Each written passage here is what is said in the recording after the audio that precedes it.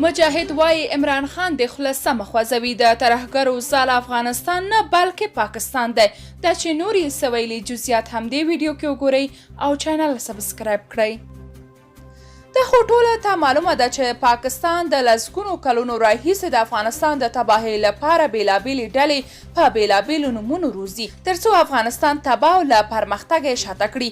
خو همدا پاکستان بیا د آن د هغه حکومتونو دوامداره دوست هم نه دی پاتې شوی کوم چې د دوی په مرسته افغانستان کې جوړ شوي، لکه څنګه چې د شهید نجیب پر ضد یې مجاهدین راپاڅول، بیا چې کله مجاهدین واک ته ورسېدل طالبان یې د دوی پر ضد ودرول او بیا د طالبانو پر ضد یې د امریکا ملاتړ وکړ تر څو د دوی نظام یې رانسکور کړ.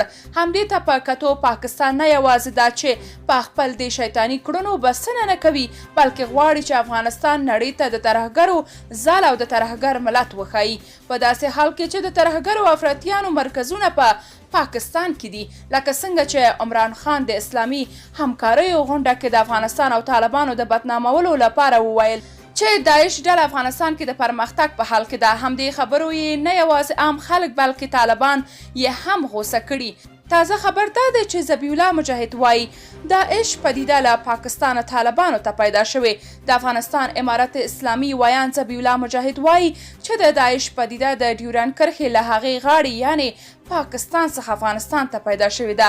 هغه په کابل کې یو خصوصي تلویزیون سره په مرکه کې د پاکستان صدر اعظم عمران خان هغو څرګندونو ته په اشاره کې چې ګواکې داعش له افغانستان څخه پاکستان او سیمې ته خطر متوجه کوي.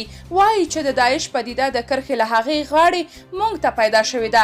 په همدې حال کې د مجاهد یادې خبرې د خلکو د تود هرکلي سره مخ شوي او وایي چې پاکستان سره دوستانه اړیکې د وخت ضایع او د حکومت تباهي ده، نو باید طالبان د پاکستان سره په اړیکو کې له احتیاطه کار واخلي ځکه دوی تل افغانانو ته په شاتو کې زهر ورکړي دي. درنو لیدونکو، تاسو که د دې موضوع په اړه کوم نظر لرئ کمنټ کې شریک او چینل سبسکرایب کړئ.